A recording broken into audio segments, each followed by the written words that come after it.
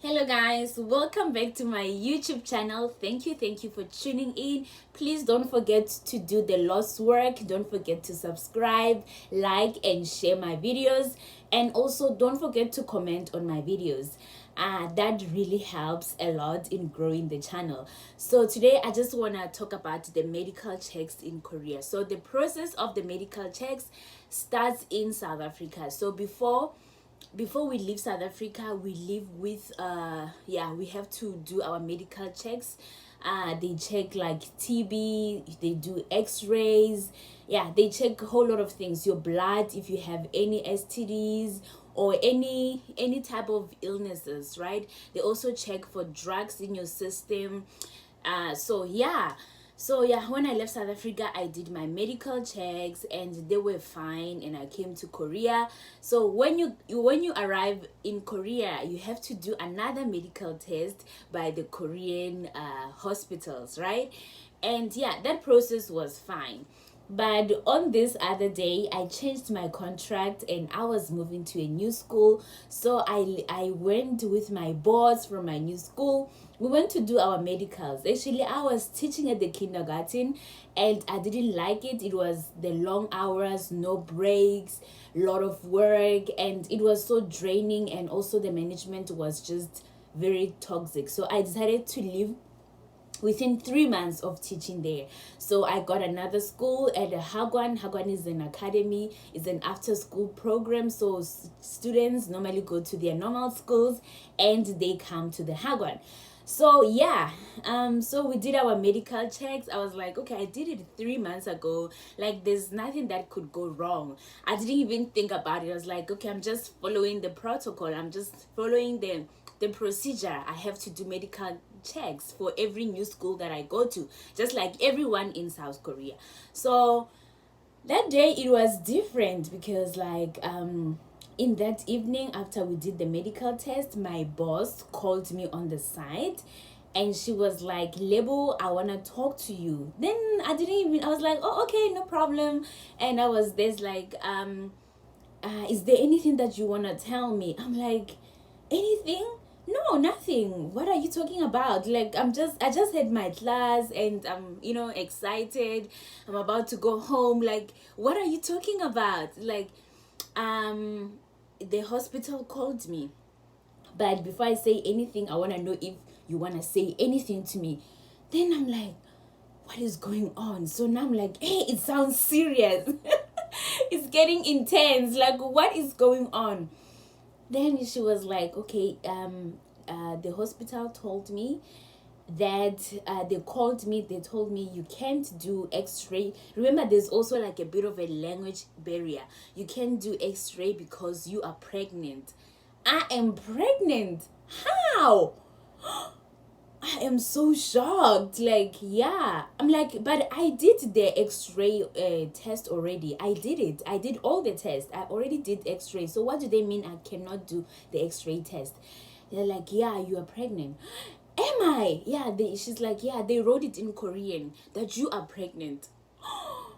And I just felt my whole world crumbling down. I'm like, what is going on? How? Like, for me, I was like, it was that moment. So she was like, do you want to do the pregnancy tests? I was like, yeah, of course, let's do it, because I knock off at 9 p.m. So it's already at night. I cannot go to hospital at that time. So she was like, tomorrow I'll come and pick you up from your house and we can go to the gynecologist and you do your pregnancy tests.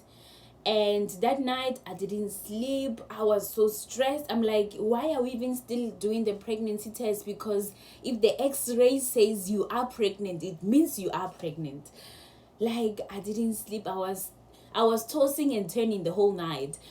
And then in the morning I got up very fast and I went to wait for her outside, because I was like, I need to get to the bottom of this. But in my heart I was like, I am pregnant because the x-ray says I'm pregnant.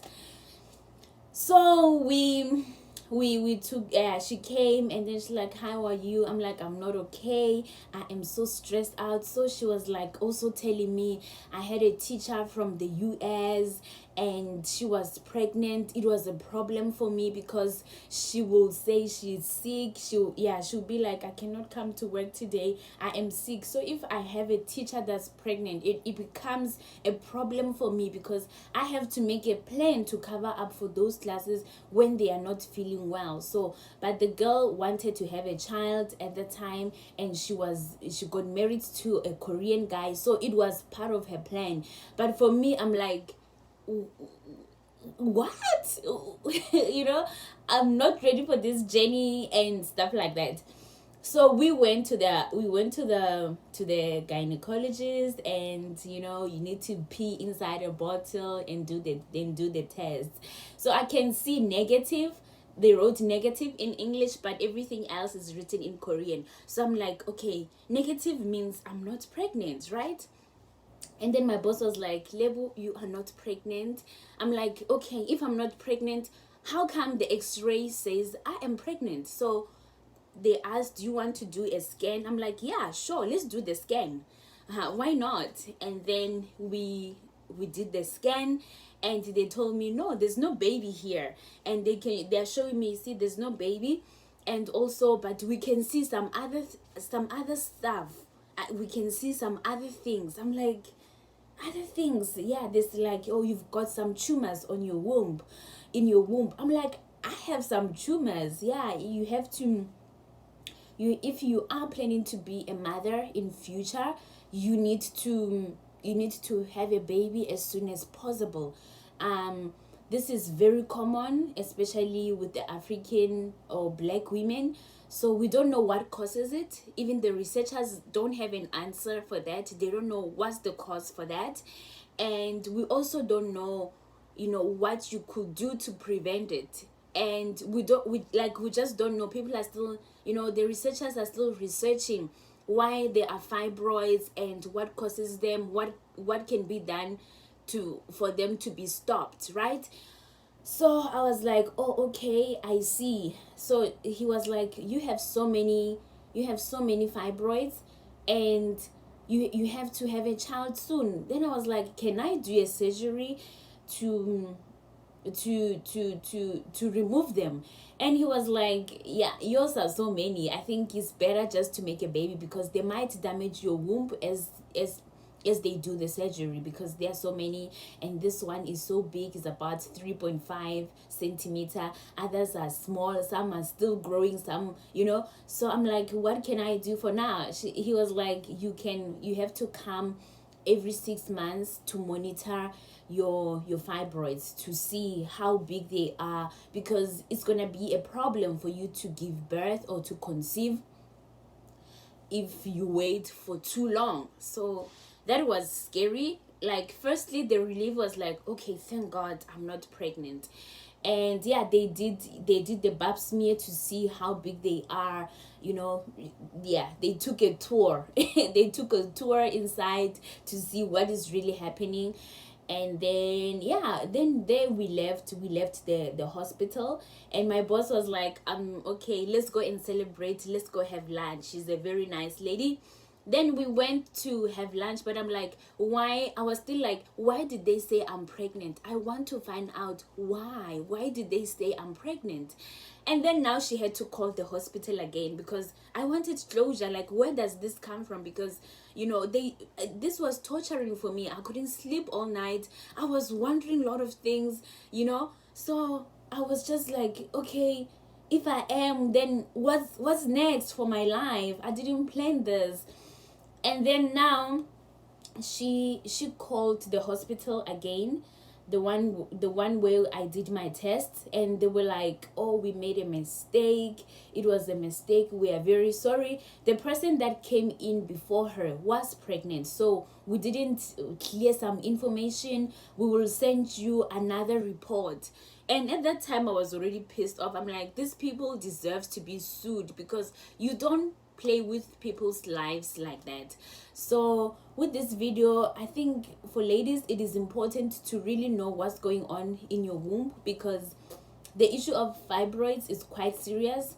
You know, there are ladies that cannot conceive right now because they didn't take care of this situation in time and on time, and now they are married and they cannot have kids. And in the later stages, these fibroids, they get bigger. When you go on your periods, they start becoming very, very painful, and people go to an extent of removing their wombs because the pain would be so much. So for me at the moment, I'm just gonna keep on going every 6 months to go and have them monitored. I'm gonna go again in December because this happened in June. So in December, I'll go again to the doctor to find out how big they are, what is happening. And for some ladies, these fibroids, they just disappear. You know, they just disappear. Like, nobody understands what is going on with this type of tumors. They are not cancerous, but yeah, if you do have fibroids and you fall pregnant, let's say they are too big, it can become difficult for you for your baby to survive, because they kind of like block a baby from growing because they're where the baby is, right? So yeah, it's a very scary situation for women, and I think every woman should try to monitor the even, you know, even the boobs. Check if you've got lungs, do your pap smear at least once a year, or every 6 months, like the doctor had said. So yeah, so in Korea, like, I feel also my privacy is not protected because I do the medicals. For some schools, I even have to pay a lot of money for these medicals, but I don't get to see my results. Only my boss will know what is really going on. Let's say I've got this disease that I don't want anyone to know about, and my boss will be the first person to actually find out about that. So I feel like, okay, I'm paying for this medical checks, but I don't even get to see the report. You know, I think they send it to the Department of Education or something like that. So for me, I just feel like it's an invasion of privacy. If I do my medicals, they should be known by me. But yeah, unfortunately, that's how it works in Korea, and I think also in China. If they do find out there's something wrong with your medicals, and maybe let's say you have an STD, or you have drugs, or maybe you do have maybe HIV and AIDS, they might not let you teach at their school, so you're gonna have to go back to your home country, which is very much unfortunate. It has happened to some people.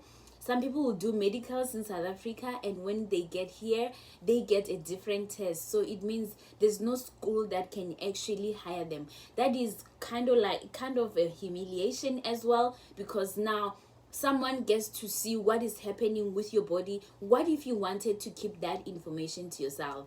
So yeah, that's all about my medical checks, and that was very scary. And yeah, I'm just glad I wasn't, but also I'm glad that I got to find out what is really happening in my body, because I did my medicals in 2019. They did tell me that I have fibroids, but I think that time maybe it was one or two. They were not so scary, but now they just came in numbers. So I can say this experience was both good and bad. The bad thing is that I was told I'm pregnant while I am not, and the good thing about it, I got to do my pap smear to really see what is going on in my womb. So yeah, that's all about this video. Thank you for tuning in. Don't forget to subscribe, like, and share. Bye.